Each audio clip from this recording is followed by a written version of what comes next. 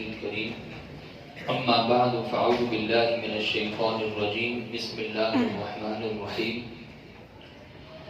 فلا يستطيعون توصية ولا إلى أهلهم يرجعون قال النبي صلى الله عليه وسلم تحفة المؤمن الموت أو كما قال عليه الصلاة والسلام إن الله وملائكته يصلون على النبي يا أيها الذين آمنوا صلوا عليه وسلموا تسليما اللهم صل على محمد وعلى آل محمد كما صليت على إبراهيم وعلى آل إبراهيم إنك حميد مجيد اللهم بارك على محمد وعلى آل محمد كما باركت على إبراهيم وعلى آل إبراهيم إنك حميد مجيد.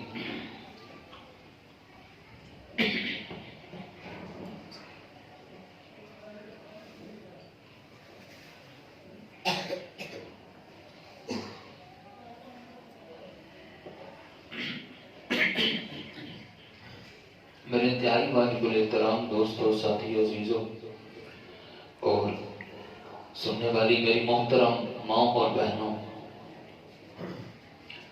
آج کا ہمارا یہ درس قرآن یہ کوئی رسمی درس قرآن نہ سمجھیں کہ بعضوں کے ذہن میں یہ بات آتی ہے کہ فوتگی کے اگلے دن گلشن ہوتے ہیں تو شاید آج کا پروگرام ہمارا اسی سلسلے کا ہے.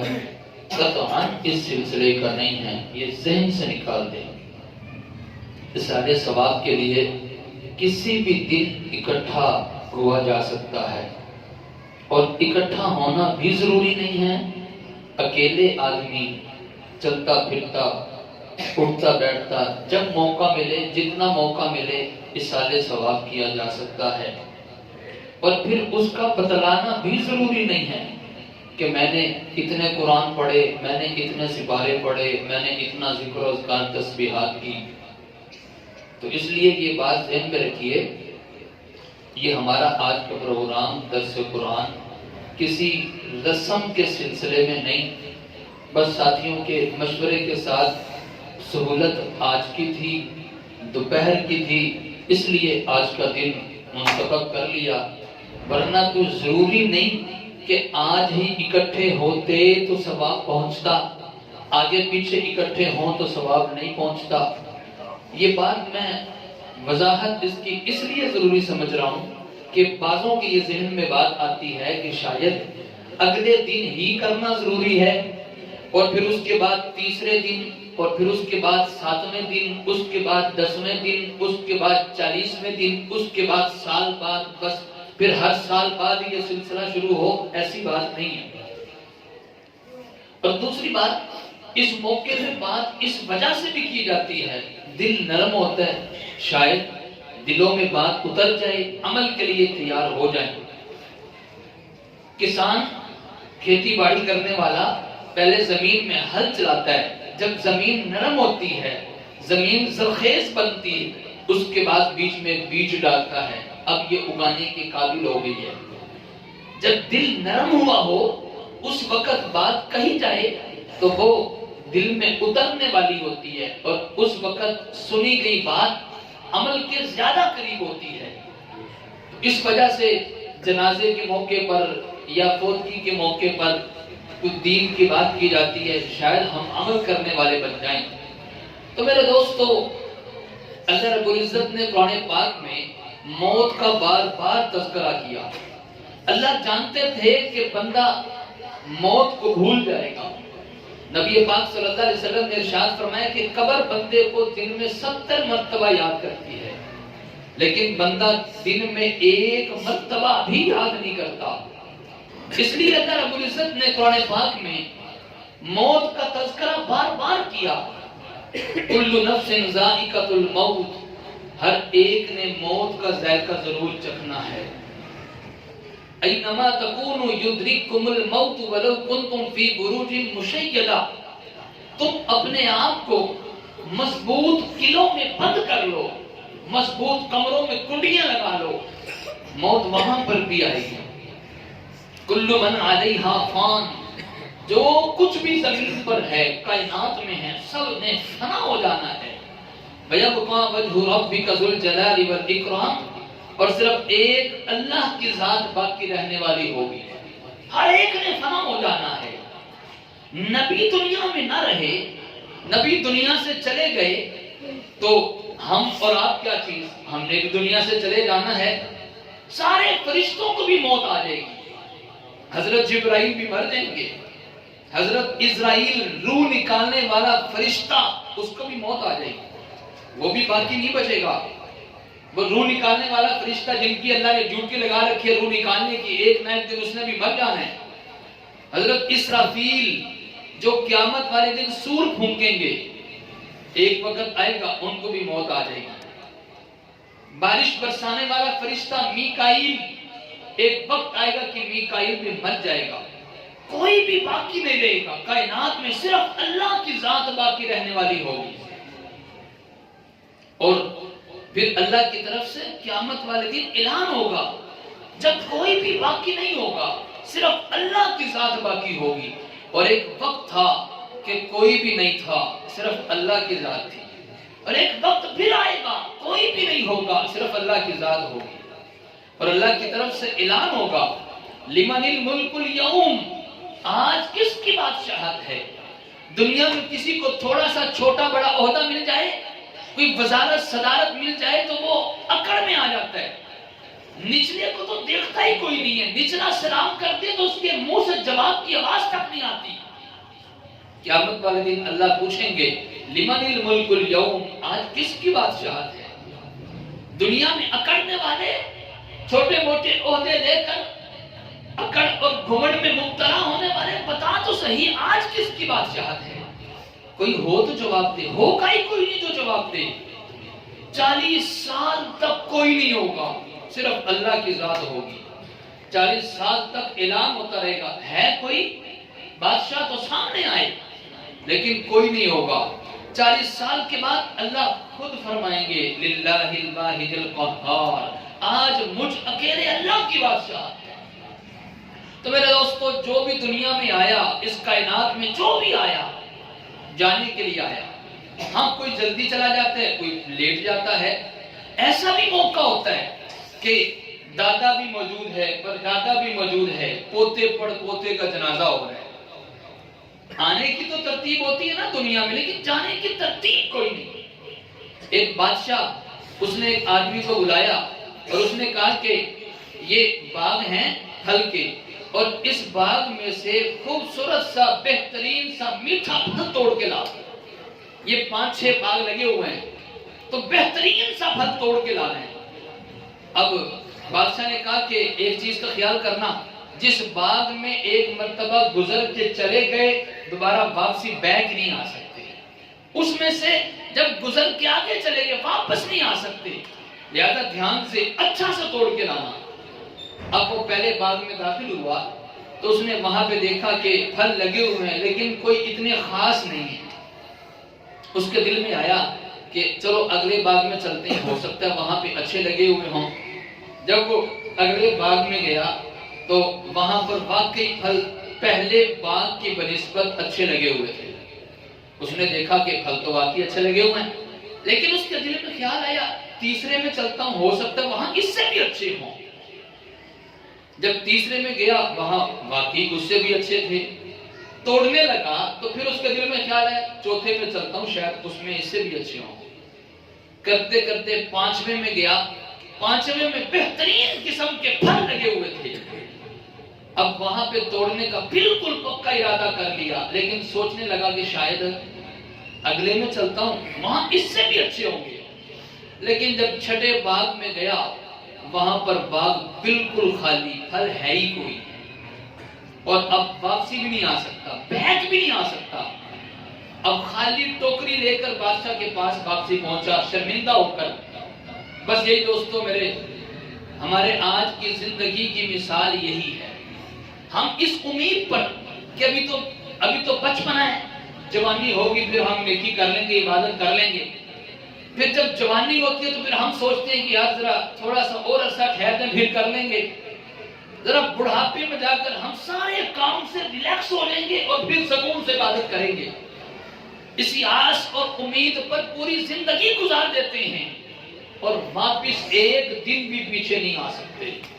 تو جس طرح باغ سے شرمندہ لوٹنے والا آدمی اس کے ہاتھ کچھ نہ آیا، میرے دوستو اسی طرح انسان زندگی گزار کر خالی چلا جائے اور اس کے ہاتھ کچھ نہ آئے، اس سے بڑا شرمندہ آدمی اور اس سے بڑا بد نصیب اور محروم آدمی کوئی بھی نہیں ہے.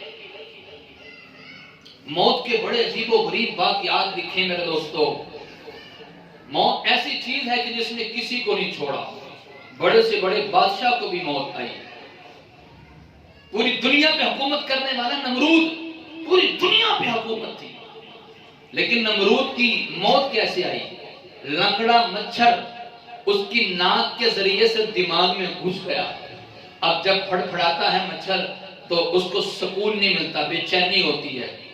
اب اس نے آرڈر کر دیا جو بھی میرے دربار میں آئے مجھے جوتے مارے. جوتے کھا کھا کے نمرود دنیا سے چلا گیا. پوری دنیا پہ حکومت کرنے والا فرعون، اپنے آپ کو رب کہنے والا، پانی میں ڈوب کے وہ بھی مر گیا. تو بڑے سے بڑا بادشاہ بھی باقی نہ بچا. حضرت سلیمان علیہ السلام سے بڑی حکومت اس دنیا میں کسی کی نہیں تھی.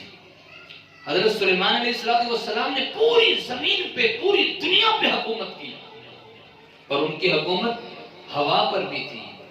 جنوں پر بھی حکومت کرتے تھے، پرندوں پر بھی ان کا آرڈر چلتا تھا، پانی پر ان کا آرڈر چلتا تھا. اتنی بڑی حکومت، اتنا بڑا سیاست دان اس زمین پہ آیا ہی کوئی نہیں ہے جتنے بڑے حضرت سلیمان علیہ السلام تھے. حضرت سلیمان علیہ السلام کی موت کا وقت قریب آیا تو اس وقت حضرت سلیمان علیہ السلام مسجد اقصی بیت المقدس کی تعمیر کروا رہے تھے. مسجد کی تعمیر شروع ہے اور موت کا وقت قریب آ گیا. فرشتہ آ گیا، موت کا وقت قریب ہے. حضرت سلیمان نے کہا کہ میں تو مسجد کی تعمیر کروا رہا ہوں، اگر تعمیر پوری ہو جائے تو بہتر ہوگا، اس کے بعد روح نکال لی جائے. لیکن میرے دوستو جب موت کا وقت آ جاتا ہے، قرآن کی آیت ہے لا یستقدمون ساعۃ ولا یستأخرون، ایک لمحہ بھی نہ آگے ہو سکتا ہے نہ پیچھے ہو سکتا. موت اپنے مقررہ وقت پہ آ کے رہتی ہے. کل ہمارے بھائی شیر علی فوت ہوئے. کافیوں کے ذہن میں یہ بات ہوگی، تھوڑا سا وقت اور مل جاتا بچے بڑے ہو جاتے. ایک انسان ہونے کے ناطے، ہم دردی ہونے کے ناطے یہ بات تو ذہن میں آتی ہے، لیکن موت کا وقت یہی تھا. ورنہ سال ڈیڑھ سال پہلے بھی طبیعت خراب ہوئی، ہمارے بھائی کی طبیعت تب بھی خراب ہوئی. موت کا وقت یہ لکھا ہوا تھا. تو حضرت سلیمان علیہ السلام نے کہا کہ مسجد کی تعمیر کمپلیٹ ہو جائے تو بہتر ہوگا. فرمایا کہ بس موت کا وقت یہی ہے. اللہ رب العزت نے حضرت سلیمان کو حکم دیا کہ شیشے کا کمرہ بناؤ، اور شیشے کا کمرہ بنا کر لکڑی کے سہارے، لاٹھی کے سہارے کھڑے ہو جاؤ. اب سامنے جنوں کے ذریعے سے مسجد کی تعمیر ہو رہی ہے، جن کام پہ لگے ہوئے ہیں. حضرت سلیمان لاٹھی کا سہارا لے کر، ٹیک لگا کر، آنکھیں کھولی ہوئی ہیں اور جنوں کی نگرانی کر رہے ہیں، جن مسجد بنا رہے ہیں. اب ادھر سلیمان کی موت کا وقت آ گیا، فرشتے نے روح نکال لی.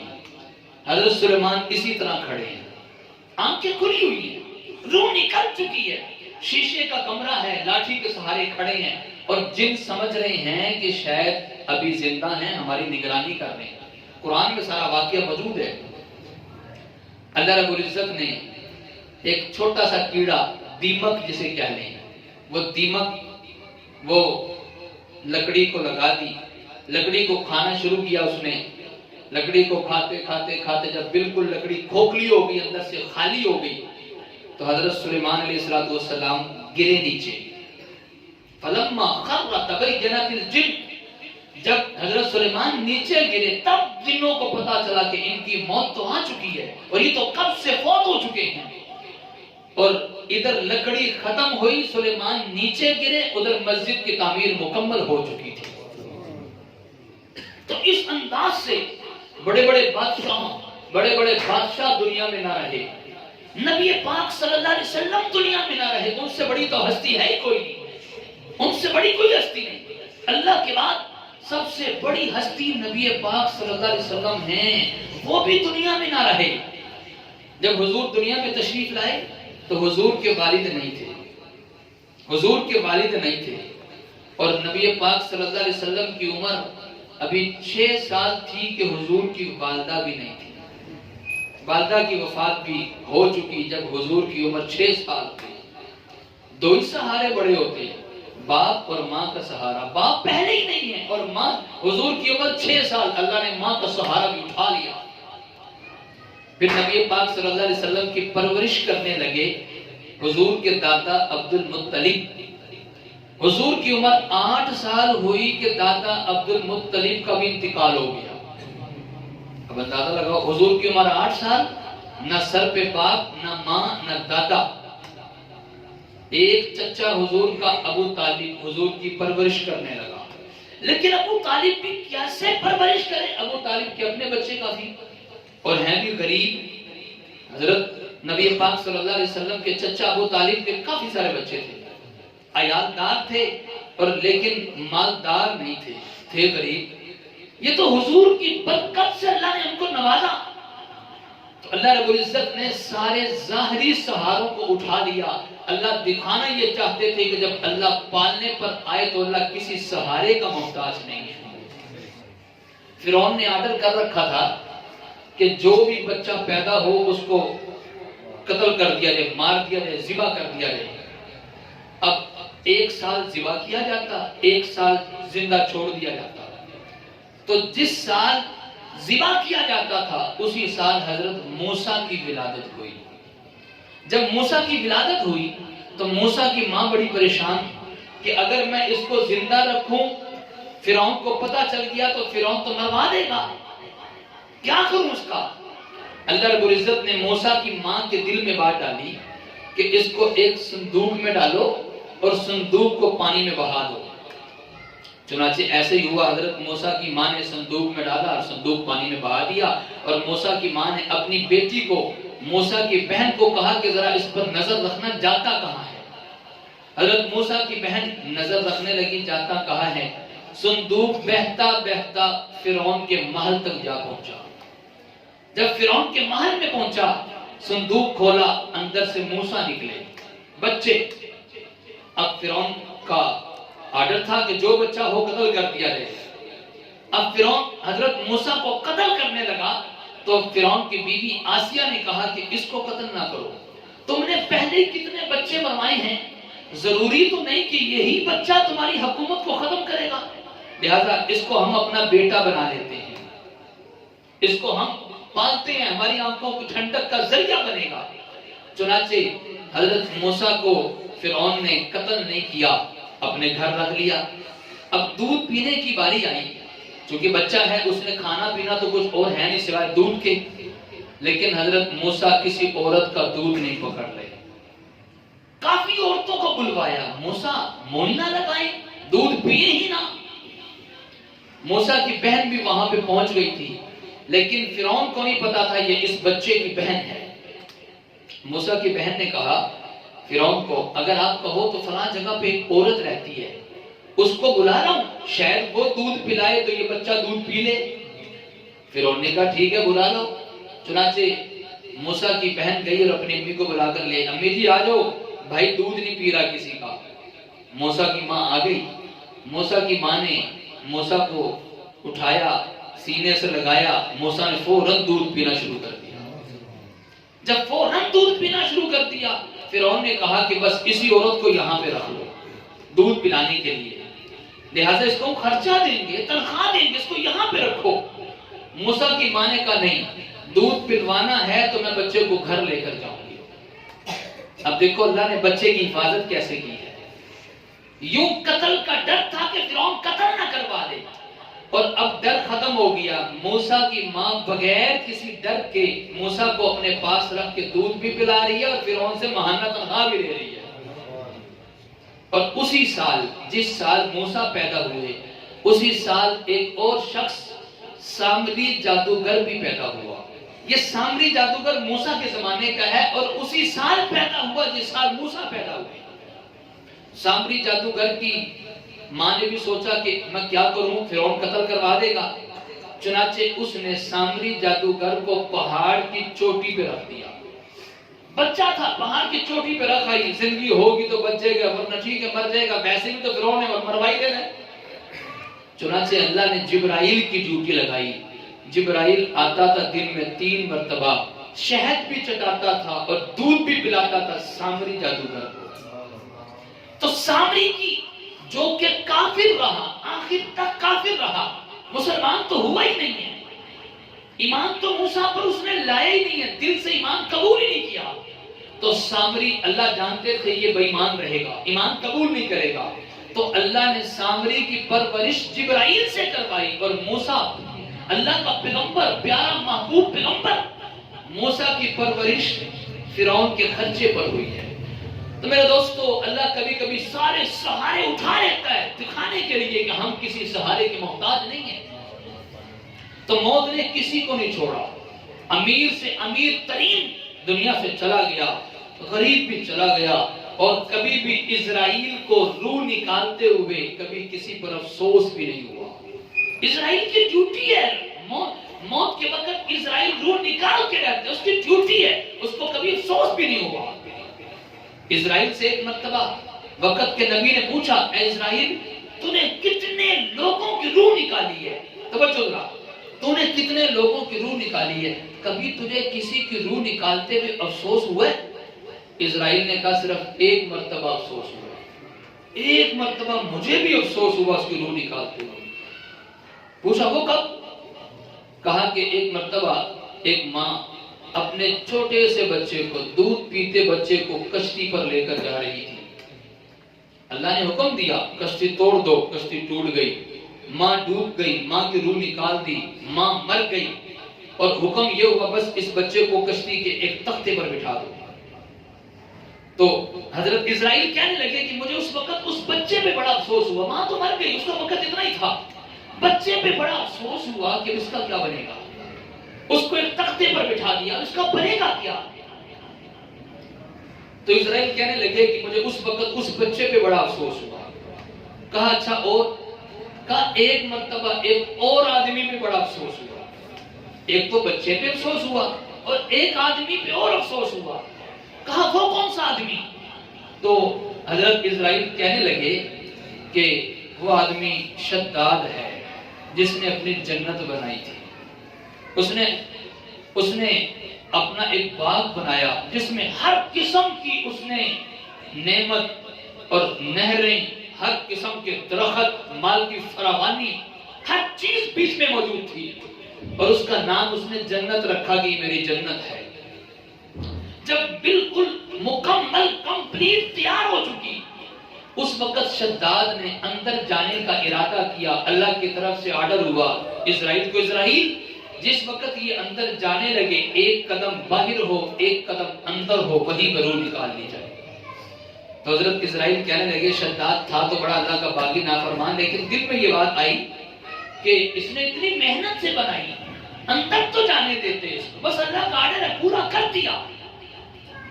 تو مجھے اس دوسرے آدمی پہ بڑا افسوس ہوا۔ تو وقت کے نبی نے حضرت اسرائیل کو بتلایا کہ تم ایک ہی بندے پہ 2 مرتبہ افسوس کر بیٹھے ہو، ایک ہی بندے پہ 2 مرتبہ افسوس کر بیٹھے ہو۔ وہ بچہ جس کو تم نے تخت پر بٹھایا تھا اور تم کہہ رہے تھے مجھے اس بچے پہ بڑا افسوس ہوا، کب بنے گا کیا؟ یہ وہی بچہ ہے جو بڑا ہو کے شداد بنا ہے، اور تم نے اس کے بچپن میں بھی اسی پر افسوس کیا، اور بڑا ہو کر جب مرنے لگا تب بھی اسی پر افسوس کیا، ایک ہی بندے پہ 2 مرتبہ افسوس کر بیٹھے ہو۔ حضرت حسن بصری رحمت اللہ علیہ بڑے اللہ کے ولیوں میں سے بہت اللہ کے ولی بڑے گزرے ہیں۔ حضرت حسن بصری رحمت اللہ علیہ یہ دین کی طرف آئے کیسے؟ یہ پہلے تاجر آدمی تھے، بڑے کاروباری آدمی تھے، دنیا دار تھے، دین کی طرف بالکل بھی نہیں تھے۔ کہتے ایک مرتبہ میں کسی ملک میں گیا تو وہاں بڑے تاجر سے ملاقات ہوئی، تو اس نے کہا کہ میرے ساتھ چلو، میں نے کسی فنکشن میں جانا ہے۔ حضرت حسن بصری کہتے ہیں میں اس کے ساتھ فنکشن میں چلا گیا۔ وہ کہتے ہیں فنکشن بڑا عجیب تھا کہ کسی جگہ پر مجھے لے گئے اور وہاں پر بیچ میں ایک قبر ہے، اور اس قبر کے چاروں طرف لوگ چکر کاٹتے ہیں، پھر خوبصورت لڑکیاں آئی ہیں، قبر کے چاروں طرف چکر کاٹ رہی ہیں. اس کے بعد جوان لڑکے آئی ہیں, چاروں طرف چکر کاٹ رہے ہیں. بڑی عمر کے آئے ہیں, چاروں طرف گھوم رہے ہیں. بڑے بڑے تاجر آئے ہیں. تو مختلف قسم کے لوگ قبر کے چاروں طرف چکر کاٹ رہے ہیں. حضرت حسن بصری پوچھنے لگے اس آدمی سے, کیا چکر ہے یہ سارے اس کے ارد گرد کیوں گھوم رہے ہیں, آخر معاملہ کیا ہے؟ تو اس تاجر نے بتلایا کہ اس قبر میں میری ایک بیٹی فوت ہو گئی تھی, اس کو دفن کیا گیا, اور ہم ہر سال کے بعد اس کی قبر پہ آتے ہیں اپنی بیٹی کو یہ بتلانے کے لیے کہ اے میری بیٹی, اگر تجھے ہمارے لیے بچانا ممکن ہوتا تو ہم پوری دنیا تیرے لیے لگا دیتے. اگر تجھے بچانا ممکن ہوتا تو ہم جوانوں کو یہاں لے کر آئے, لڑکیوں کو یہاں پر لے کر آئے, مالداروں کو یہاں پر لے کر آئے, غریبوں کو لے کر آئے, چھوڑا کچھ بھی نہیں ہے, صرف اپنی بیٹی کو بتلانے کے لیے. اگر ہمارے لیے ممکن ہوتا کہ ہم تجھے بچا لیں, ہم سب کچھ لگا کر تجھے بچا لیتے, لیکن بتلا یہ رہے ہیں کہ ہم تجھے بچا نہیں سکتے. کافر یہودی ہو, عیسائی ہو, غیر مسلم, کسی بھی مذہب سے تعلق رکھنے والا ہو, موت کا انکار آج تک کسی نے نہیں کیا. اللہ کا انکار کرنے والے ہیں, نبی کا انکار کرنے والے ہیں, لیکن موت کا انکار آج تک کسی نے نہیں کیا. حضرت موسیٰ کے زمانے میں افلاطون ایک آدمی گزرا, بہت بڑا حکیم اور دانا قسم کا آدمی تھا کافر, ایمان قبول نہیں کیا. افلاطون نام آپ نے سنا ہوگا, افلاطون. حضرت موسیٰ سے کہنے لگا, اللہ سے پوچھ کر بتاؤ کہ میری موت کا وقت کیا ہے, اللہ سے پوچھ کر بتاؤ میری موت کا وقت کیا ہے, تاکہ میں اپنے بچاؤ کا انتظام کر سکوں. حضرت موسیٰ نے اللہ سے پوچھ کے بتا دیا کہ تیری موت کا وقت فلاں سن اور فلاں مہینہ فلاں وقت تیری موت کا وقت ہے, بتا دیا افلاطون کو. چنانچہ افلاطون نے اپنے جیسے 20 کے قریب مجسمے تیار کیے, نقلی, جعلی. آج تو لوگ جعلی چیزیں بھی ایسی بناتے ہیں جو بالکل اصل کے برابر ہی لگتی ہیں, فرق کرنا ہی مشکل ہو جاتا ہے. اس نے اپنے جیسے جعلی مجسمے, نقلی مجسمے تیار کیے, بالکل سیم ٹو سیم 20 کے قریب تیار کیے. اس کے ذہن میں یہ تھا کہ میں اپنے جیسے بالکل 20 کے قریب تیار کروں گا اور سینٹر میں خود بیٹھ جاؤں گا, اور موت کے وقت فرشتہ آئے گا, اس کو پتہ نہیں چلے گا کہ اس میں اصل کون ہے, نقل کون ہے. وہ ایک ایک ایک ایک کو چیک کرتا پھرے گا, اور جب تک وہ میرے پاس پہنچے گا موت کا وقت تو گزر چکا ہوگا, لہٰذا میں موت سے بچ جاؤں گا. سوچ دیکھو کافر کی کیا ہے. فراڈیاں کس کے ساتھ لگا رہے ہیں, فرشتوں کے ساتھ, کہ جیسے فرشتوں کو پتہ نہیں چلے گا. اپنے جیسے مجسمے تیار کر کے بیچ میں خود بیٹھ گیا. فرشتہ آیا, اس نے دیکھا کہ اندر تو ایک ہی طرح کے سارے مرد بیٹھے ہوئے ہیں, سب سیم ٹو سیم, فرق کرنا مشکل. لیکن فرشتے کو غلطی نہیں لگتی, فرشتے کو بھول نہیں ہوتی. فرشتہ نہ تھکتا ہے, نہ اکتاتا ہے, نہ بھولتا ہے, نہ غلطی لگتی ہے. فرشتے کو غلطی نہیں لگتی. فرشتہ آیا اور فرشتے نے دروازے کے اندر جھانکا, ایک ہی طرح کے مجسمے کافی سارے پڑے ہوئے ہیں. فرشتے نے دیکھتے ہی فوراً کہا کہ واہ, بنانے والے نے کیا خوب چیز بنائی ہے, لیکن ایک کمی پھر بھی چھوڑ گیا. جو ہی فرشتے نے کہا نا ایک کمی پھر بھی چھوڑ گیا, وہ جو اصل بیچ میں بیٹھا ہوا تھا فوراً بول پڑا, کون سی کمی بھائی, کون سی کمی؟ تو فرشتے نے کہا یہی کمی ہے, باقی بولتے نہیں ہیں اور یہ بولتا ہے, یہی کمی ہے. اس کو اٹھا لیا, اس کی روح قبض کر لی. تو اس لیے میرے دوستو, بڑے سے بڑا بادشاہ بھی سارے تجربے اختیار کرنے کے باوجود بھی بچ نہ سکا. حضرت سلیمان علیہ السلام کے زمانے میں ایک شخص کی موت کا وقت قریب آیا. حضرت سلیمان علیہ السلام کی محفل میں وہ شخص بیٹھا ہوا, مجلس میں وہ شخص بیٹھا ہوا. فرشتہ آیا اور اس نے بڑے گھور کے اس آدمی کو دیکھا. اب وہ آدمی ڈر گیا کہ پتہ نہیں یہ کون آدمی ہے, چونکہ حضرت وہ جو فرشتہ آیا تھا انسانی شکل میں تھا, تو وہ آدمی ڈر گیا کہ پتہ نہیں میری طرف گھور کے کیا دیکھ رہا ہے.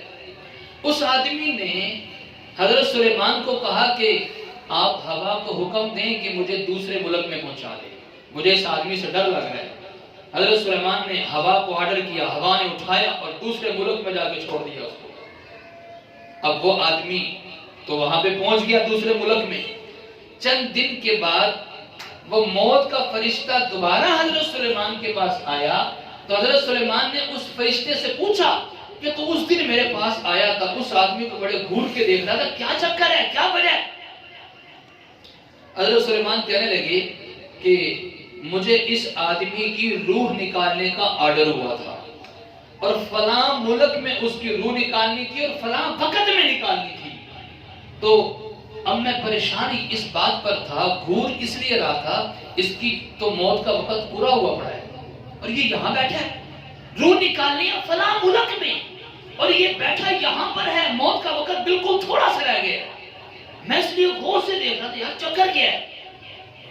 اب اس نے خود ہی حضرت سلیمان کو کہا کہ ہوا کو آرڈر کرے مجھے وہاں پہنچا دیں، وہ تھوڑی سی دیر میں وہاں پہنچا۔ حضرت سلیمان کہنے لگے، وہ موت کا فرشتہ کہنے لگا میں فوراً دوسرے ملک میں گیا اس کی روح نکالنے۔ روح نکالنے والے فرشتے کو روح نکالنے کے لیے مشکل نہیں پیش آتی، ایک روح پاکستان کے ملک میں نکالی، ایک امریکہ میں جا کر نکالی، اس کے لیے کوئی مشکل نہیں۔ فرشتے کے سامنے تو پوری دنیا ایک پلیٹ کی طرح ہے، جیسے پلیٹ میں چنے رکھے ہوئے ہوں، ایک یہاں سے اٹھاؤ، ایک یہاں سے اٹھاؤ، ایک یہاں سے اٹھاؤ، کوئی مشکل نہیں ہے، اٹھائے جا سکتے ہیں۔ اسی طرح فرشتے کے لیے روح نکالنا کوئی مشکل نہیں ہے۔ فرشتے کو اوپر سے نیچے آنے میں کوئی گھنٹوں نہیں لگتے، لمحے میں، پلک جھپکنے میں فرشتہ آسمان سے نیچے آ جاتا ہے، تو ایک ملک سے دوسرے ملک میں جانے میں کوئی دیر نہیں لگتی۔ تو اس لیے میرے دوستو یہ موت کا وقت ایسا ہے کہ جب موت کا وقت آ جاتا ہے یہ رکتا نہیں۔ کبھی ایسا ہوتا ہے بڑے سے بڑا حادثہ پیش آیا اور اس وقت نہیں مرا، اور ہلکا سا کوئی چوٹ لگی، کوئی ٹھوکر لگی، فوراً گر کے مر گیا۔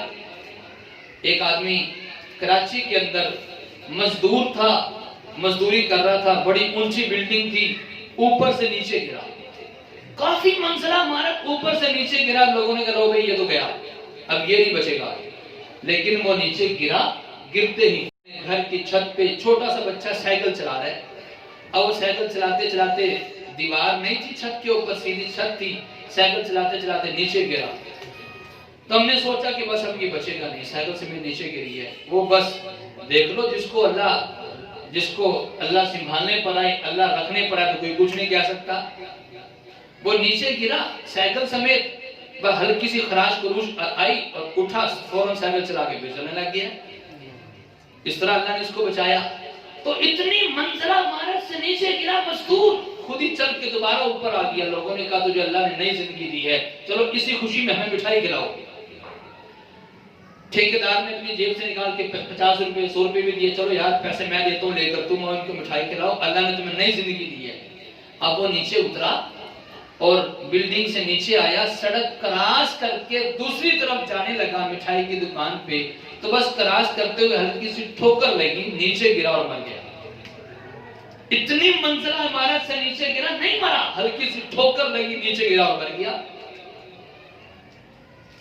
ایک ویگن جا رہی تھی لاہور سے فیصل آباد، شیخو پورے کے قریب پہنچے تو ویگن کے ڈرائیور نے دیکھا کہ سامنے ایک سواری آ رہی ہے، اور جب سواری آ رہی ہو، ایک سواری نظر آ جائے ڈرائیور کو تو فوراً بریک لگاتا ہے، پیچھے کنڈکٹر کو کہتا ہے بھی بٹھاؤ بھی اس کو۔ اس نے فوراً بریک لگائی اور کنڈکٹر کو کہا دروازہ کھولو، اس کو بٹھاؤ۔ کنڈکٹر نے دروازہ کھولا اور جب دروازہ کھولا تو باہر دیکھا سواری ہے ہی کوئی نہیں۔ وہ بڑے حیران کہ ہمیں سواری خود نظر آئی ہے لیکن غیب کہاں پر ہوگی، سواری ہے ہی کوئی نہیں۔ اب کنڈکٹر آواز لگا کے ڈرائیور کو کہہ رہے کہ ڈرائیور صاحب سواری کوئی نہیں ہے، چلو شاباش اگے۔ لیکن ڈرائیور کیسے جائے، ڈرائیور تو سر سٹیئرنگ پر رکھ کے مر چکا ہے۔ اس کا سر دیکھا سٹیئرنگ، وہ سمجھا کہ شاید آرام کے لیے لیٹ گیا ہے، نیند آ رہی ہوگی، سر نیچے رکھا سو گیا ہوگا۔ اس کو جا کے ہلایا تو مر چکا تھا۔ موت کا وقت آیا ہوا تھا، وہ سواری انسانی شکل میں اللہ نے فرشتے کو بھیجا تھا۔ اگر ایسے چلتے ہوئے گاڑی پہ روح نکالنی جاتی تو ممکن ہے سواریوں کا نقصان ہو جاتا۔ اللہ نے دیکھو کتنا خیال کیا کہ جس کی موت کا وقت آیا صرف اسی کو اٹھانا ہے، بقیہ کا نقصان نہ۔ گاڑی روکی اور روکنے کے بعد اس کی روح نکال لی، باقی وہیں کے وہیں کھڑے رہ گئے۔ تو اس انداز سے میرے دوستو جب موت کا وقت آتا ہے اللہ اس انداز سے اٹھا لیتا ہے۔ کبھی بڑی سے بڑی بیماری سے بالکل ٹھیک ٹھاک ہو جاتا ہے، کبھی چھوٹی سے بیماری سے اسی طرح چلا جاتا ہے۔ کبھی بوڑھا آدمی بالکل مرنے کے قریب، اس کو کچھ بھی نہیں ہوا اور گھر میں جوان بیٹا چلا جاتا ہے. تو میرے دوستو یہ سب کا آنا جانا یہ لگا رہتا ہے، شروع رہا ہے اور رہے گا، اسی طرح رہے گا. بس اب ہم نے دیکھنا یہ ہے کہ ان کے جانے پر ہم کتنا سبق حاصل کرتے ہیں.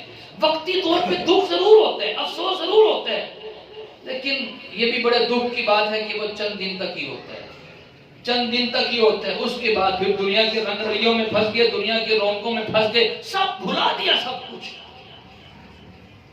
زندگی ایسے گزارو میرے دوستو، زندگی ایسے گزارو کہ جس وقت ہم دنیا سے جائیں تو ہر وقت ہر طرف رونا پیٹنا ہو رہا ہو، پر جانے والا خوش جا رہا ہو. دنیا سے ایسے جائیں کہ آسمان بھی روئے، زمین والے سارے روئیں، اپنے بھی روئیں، دشمن بھی روئیں. یار اچھا آدمی تھا، کبھی کسی پہ ظلم نہیں کیا، کبھی کسی کو گالی نہیں نکالی، کبھی کسی کو برا نہیں کہا، ایسا بے ضرر انسان ہو کر زندگی گزار کے چلا گیا. کس انداز سے زندگی گزاری جائے. حضرت بایزید بسطامی رحمت اللہ علیہ دنیا سے گئے. کتنے اللہ والے دنیا سے گئے، قبر میں رکھا گیا. بعد میں کسی نے خواب میں دیکھا، پوچھا بایزید بسطامی سے حضرت کیا بنا؟ کہا ہاں فرشتے آئے تھے میرے پاس. تو میں نے فرشتوں سے پوچھا کہاں سے آئے ہو؟ فرشتوں نے کہا کہ ہم آسمان سے آئے ہیں پوچھنے کے لیے کہ تمہارا رب کون ہے. سوال جواب کے لیے آئے ہیں، پوچھنے کے لیے کہ تمہارا رب کون ہے. ہاں فرشتوں نے پوچھا، تو ذرا فرشتوں نے بایزید بسطامی سے پوچھا کہ اے بوڑھے کیا لائے ہو؟ بوڑھے ہو چکے تھے نا جب فوت ہوئے. فرشتوں نے پوچھا اے بوڑھے کیا لائے ہو؟ تو بایزید بسطامی نے بھلا کیا جواب دیا؟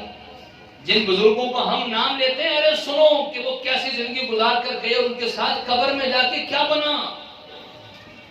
دنیا میں تو ایسے رہے یا کہ ویسے رہے، دیکھنا تو یہ کہ وہاں کیسے رہے. یہاں تو بڑی ٹھاٹ پاٹ کے ساتھ رہتے ہیں، دیکھنا تو یہ کہ وہاں بھی کچھ بنا کہ نہیں بنا. بایزید بسطامی بوڑھے ہو گئے جس وقت ان کا انتقال ہوا، قبر میں رکھا گیا. فرشتے آگے پوچھنے کے لیے اور فرشتوں نے سوال کیا کہ بوڑھے کیا لے کر آئے ہو؟ بایزید بسطامی نے جواب دیا کہ جب غریب آدمی بادشاہ کے دربار میں جاتا ہے تو یہ نہیں پوچھا جاتا کیا لے کر آئے ہو، یہ پوچھا جاتا ہے کیا لینے کے لیے آئے ہو. نہیں سمجھے؟ جب بوڑھا غریب آدمی بادشاہ کے دربار میں جاتا ہے، بادشاہ یہ تو نہیں پوچھتا نا کہ کیا لے کر آئے ہو، بادشاہ پوچھتا ہے کہ کیا لینے کے لیے آئے ہو. میں اللہ کے دربار میں آیا ہوں، مجھ سے پوچھتے ہو کہ کیا لے کر آئے ہو، یہ پوچھو کہ لینے کے لیے کیا آئے ہو. فرشتے نے ساتھ والے فرشتے کو کہا چھوڑ دو بھائی، پوری تیاری کے ساتھ آیا ہوا. ارے وہ اللہ والے واقعی پوری تیاری کے ساتھ دنیا سے گئے ہیں، وہ اپنی کمپلیٹ تیاری کر کے گئے ہیں. حضرت عمر رضی اللہ تعالی عنہ، میں تھوڑی سی بات کر کے بات ختم کرتا ہوں. حضرت عمر رضی اللہ تعالی عنہ جب ان کا انتقال ہوا، قبر میں رکھا گیا، ایک فرشتہ آیا، ان سے سوال کرنے لگا کہ مر ربک کا، تمہارا رب کون ہے؟ ایسے کندھے کو پکڑ کر ہلایا، مر ربک کا، تمہارا رب کون ہے؟ حضرت عمر تھے، فرشتے کے ہی کندھے کو پکڑ کے پوچھنے لگے مر ربک، تمہارا رب کون ہے؟ مجھ سے پوچھتے ہو؟ یہ ان کے بیٹے عبداللہ بن عمر نے خواب میں دیکھا تھا اپنے ابو کو، اور ابو سے پوچھا تھا ابو جی قبر میں رکھا گیا کیا بنا؟ یہ باپ بیٹے کو خواب میں بتلا رہا ہے کہ میرے ساتھ یہ معاملہ پیش آیا کہ فرشتے نے پوچھا مر ربک کو، تمہارا رب کون ہے؟ میں نے فرشتے کو کہا کہ مر ربک کا، تمہارا رب کون ہے؟ مجھ سے پوچھتے ہو، تم بتاؤ تمہارا رب کون ہے؟ تو فرشتہ دوسرے فرشتے کو کہنے لگا کہ چھوڑ دو اس کو، یہ عمر ہے، اس امت کا چراغ ہے. شیخ عبد القادر جیلانی رحمت اللہ علیہ قبر میں رکھا گیا، بعد میں کسی نے خواب میں دیکھا، پوچھا کیا بنا؟ کہا ہاں فرشتے آئے تھے میرے پاس، میں نے فرشتوں سے پوچھا کہاں سے آئے ہو؟ فرشتوں نے کہا کہ ہم آسمان سے آئے ہیں سوال جواب کرنے کے لیے. تو ہم فرشتوں نے سوال کیا مر ربک کا، تمہارا رب کون ہے؟ تو حضرت شیخ عبد القادر جیلانی نے جواب دیا کہ تم لاکھوں میل کا سفر کر کے زمین کے بیچ میں آئے ہو، رب کو نہیں بھولے. میں 2 گز زمین میں آ کے رب کو کیسے بھول سکتا ہوں؟ یہ ہیں بزرگوں کے جواب. حضرت رابعہ بصریہ رحمت اللہ علیہ، ان کا انتقال ہوا، قبر میں رکھا گیا. ان سے پوچھا تمہارا رب کون ہے؟ تمہارا رب کون ہے؟ وہ جواب دیتی ہے کہ میرا رب وہ ہے کہ جس نے فرشتوں کو حکم دیا تھا آدم کو سجدہ کر، جس نے فرشتوں کو حکم دیا تھا آدم کو. کس انداز سے جواب دے رہے ہیں؟ تو اس انداز سے جواب وہی دے سکتے ہیں جس کی زندگی بنی ہوئی ہوگی. ورنہ ہم رٹے لگاتے رہیں کہ ہمارا رب اللہ ہے، ہم جواب دے دیں گے ہمارا رب اللہ ہے. ارے جب مشکل پیش آتی ہے رٹے بھول جاتے ہیں. جب امتحانی حال میں بیٹھے ہوئے ہو نا سارے رٹے بھول جاتے ہیں. اس وقت نہیں یاد رہتا لکھنا کیا ہے. اللہ کے سامنے حاضری ہونے لگی ہے رٹے سارے بھول جاتے ہیں. ایک آدمی نے طوطے کو بڑا سکھایا، اللہ اللہ اللہ سکھایا. اب وہ سمجھنے لگا کہ اس نے تو بس اللہ اس کے دل میں بیٹھ گیا ہے، لیکن وہ رٹا تھا، صرف زبان کی حد تک، گلے کی حد تک تھا، حلق سے نیچے نہیں اترا تھا. بلی آئی کھانے کے لیے تو اللہ اللہ بھول گیا، اس کی ٹینٹیں نکلنے لگی. تو اس سے بزرگوں نے اس سے بھی سبق حاصل کیا کہ اس کا صرف رٹا تھا. اگر ہمارا صرف رٹا ہوگا، دل میں اللہ نہیں ہوں گے، اللہ دل میں بیٹھے نہیں ہوں گے، تو سوال کا جواب مشکل ہو جائے گا. اور اگر وہاں پہ سوال کا جواب مشکل ہو گیا تو کیا بنے گا؟ کیا بنے گا؟ دنیا میں تو لے دے کے چھٹکارا ہو جاتا ہے، دنیا میں سفارشیں چل جاتی ہیں، دنیا میں تو دوست کام آ جاتے ہیں، وہاں پر تو کچھ بھی نہیں ہوگا. نبی پاک صلی اللہ علیہ وسلم ایک مرتبہ ایک قبر کے پاس سے گزرے، اندر قبر میں عذاب ہو رہا تھا. سنیے ذرا، قبر میں عذاب ہو رہا تھا. تو نبی پاک صلی اللہ علیہ وسلم نے فرمایا اس کے لیے دعا کرو بھئی، اس کو قبر میں عذاب ہو رہا ہے. صحابہ اکرام نے پوچھا اے اللہ کے نبی صلی اللہ علیہ وسلم قبر میں اس کو عذاب کیوں ہو رہا ہے؟ حضور نے فرمایا دو کاموں کی وجہ سے اس کو قبر میں عذاب ہو رہا ہے. نمبر 1 چغلی کی وجہ سے، غیبت کی وجہ سے، غیبت کرتا تھا.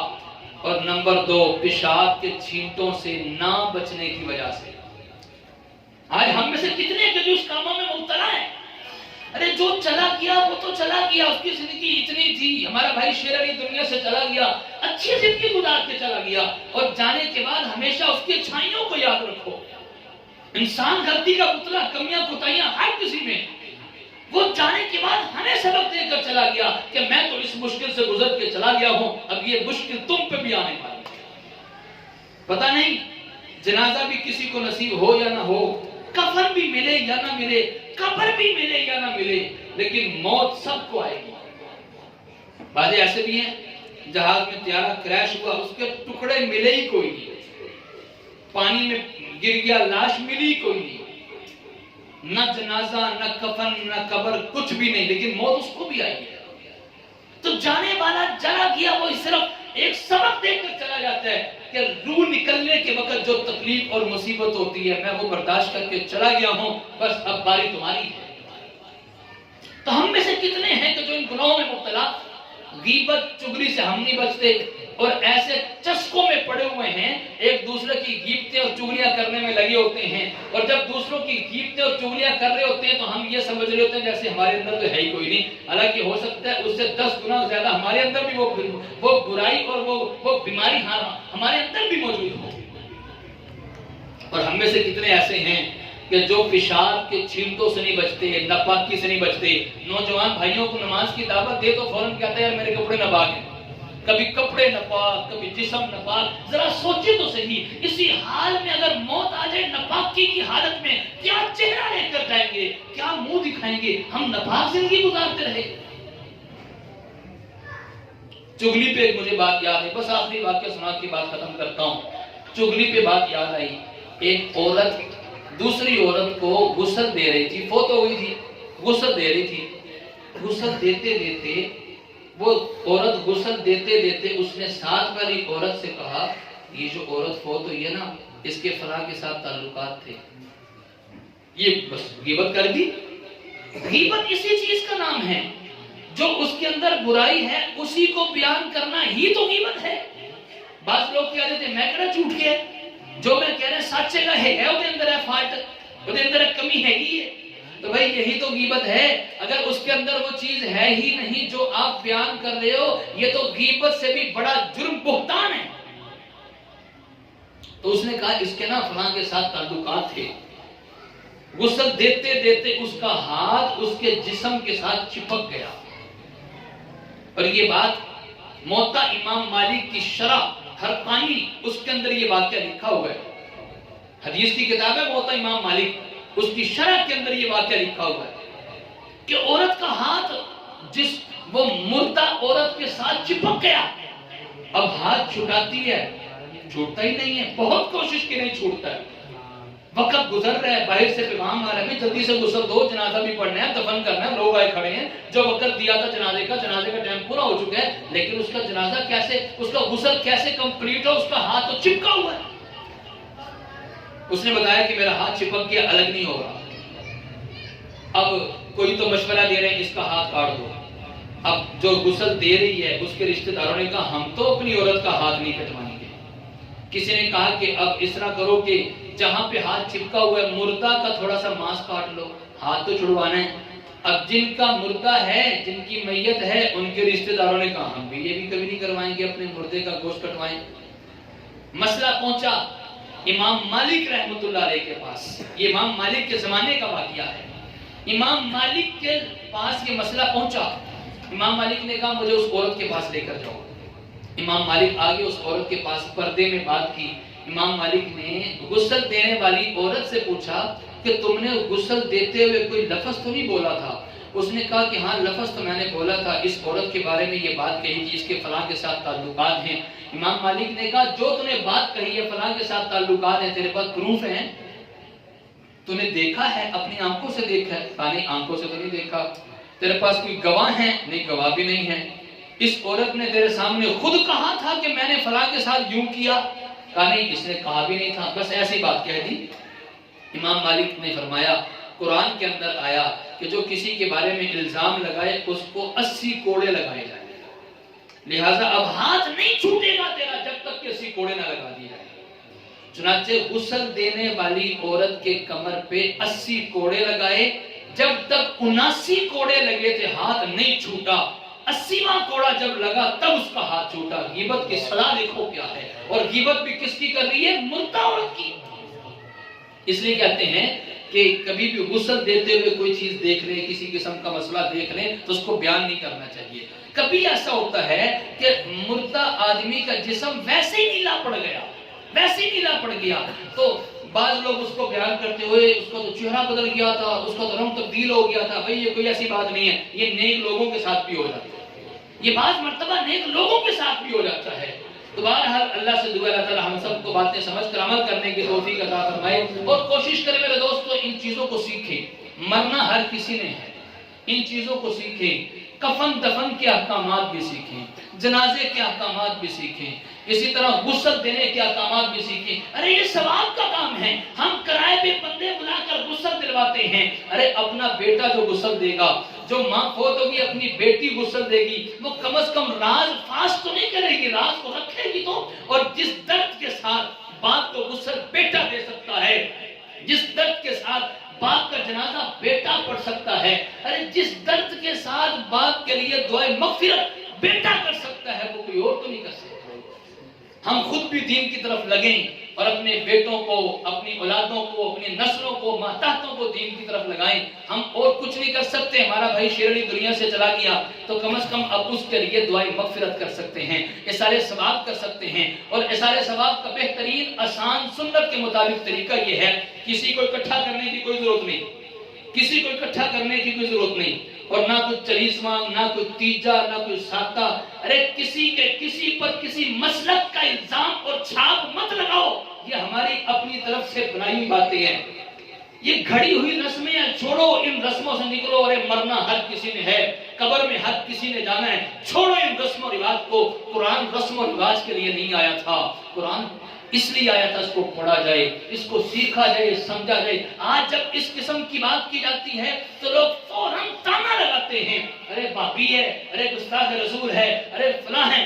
میں کبھی بھی یہ بات وضاحت کے ساتھ نہ کرتا، مجھے ان کے بھائیوں کی طرف سے حکم ہے آپ بات کو سمجھائیں۔ ہم جب تک بات کو نہیں سمجھائیں گے لوگوں کو پتہ کیسے چلے گا؟ کن چکروں میں پڑے ہوئے ہیں؟ کئی لوگ چلیسویں سے تنگ آئے پڑے ہیں، مان چکے ہیں کہ غلط ہے، لیکن معاشرے میں ہماری ناک نہ کٹ جائے، صرف ناک کو رکھنے کے لیے وہ کام کریں، لیکن دل سے خوش نہیں ہے وہ۔ ارے لوگ جینا حرام کر دیں گے، تمہارا بھائی تھا، آپ وہ پوری عمر آپ کے سر پہ پاک بن کے رہا، آپ کے ساتھ سرپرستی کرتا رہا، اب چلا گیا، آپ نے اس کو بھلا دیا۔ لوگ اس قسم کی باتیں کرتے ہیں۔ ارے خدا را اصالہ ثواب کا صحیح طریقہ سمجھے۔ اصالہ ثواب کا بہترین سنت کے مطابق طریقہ یہ ہے کہ خود بھی نماز پڑھیں، جہاں اپنے لیے دعا کریں، اس کو ہر وقت دعاؤں میں یاد رکھیں۔ کیا یاد ہے؟ دعاؤں کی ضرورت، ثواب کی ضرورت کبھی کبھی پڑتی ہے کہ ہر وقت ہی پڑتی ہے؟ ہر وقت ہی پڑتی ہے۔ اس کو 40ویں دن تک ویٹنگ پہ نہ لگاؤ، پھر اس کے بعد سال تک کے لیے ویٹنگ میں نہ لگاؤ۔ ہمارا بھائی ہے، ہمیں محبت ہے، ہم ہر وقت ان کو دعاؤں میں یاد رکھیں گے۔ ہمارے مسجد کے جتنے نمازی بوڑھے جوان جو چلے جاتے ہیں، ہمارے رشتہ دار دوست احباب جاننے والے قریب کے دور کے، ہم سب کے لیے دعائیں مغفرت کرتے رہتے ہیں۔ تو آپ سے بھی ایک درخواست کروں گا کہ آپ بھی اپنے طور پہ، اور یہ کرنے کے لیے کوئی لمبا چوڑا خرچہ کرنے کی ضرورت نہیں، چلتے پھرتے بھی آپ کر سکتے ہیں۔ نماز تو پڑھتے ہو، نماز پڑھ کے بھی دعا کر سکتے ہیں۔ قرآن تو پڑھتے ہو، قرآن پڑھ کے بھی ان کے لیے دعا کر سکتے ہیں۔ بس ہم اصالہ ثواب کو مانتے ہیں، لیکن سنت کے مطابق کیا جائے اس کو مانتے ہیں۔ باقی اپنی طرف سے جتنے چونچلے ہم نے بنا رکھے ہیں، کھانے پینے کے دھندے، کھانے پینے کے چکر، یہ پیڑ جو ہے نا، یہ پیڑ بھرنے والا نہیں۔ اس کو نبی پاک صلی اللہ علیہ وسلم نے فرمایا، اس کو قبر کی مٹی ہی بھر سکتی ہے۔ ارے کاش ہم قرآن کو سمجھیں، قرآن کو پڑھنے والے بنیں، اور صحیح اس پر عمل کرنے والے بن جائیں۔ اللہ سے دعا اللہ تعالیٰ ہم سب کو بات کی سمجھ بھی عطا فرمائے، عمل کی توفیق عطا فرمائے۔ اب سب حضرات ایک مرتبہ سورہ فاتحہ اور 3 مرتبہ سورہ اخلاص پڑھ لیں، اس کے بعد دعائے خیر ہوگی۔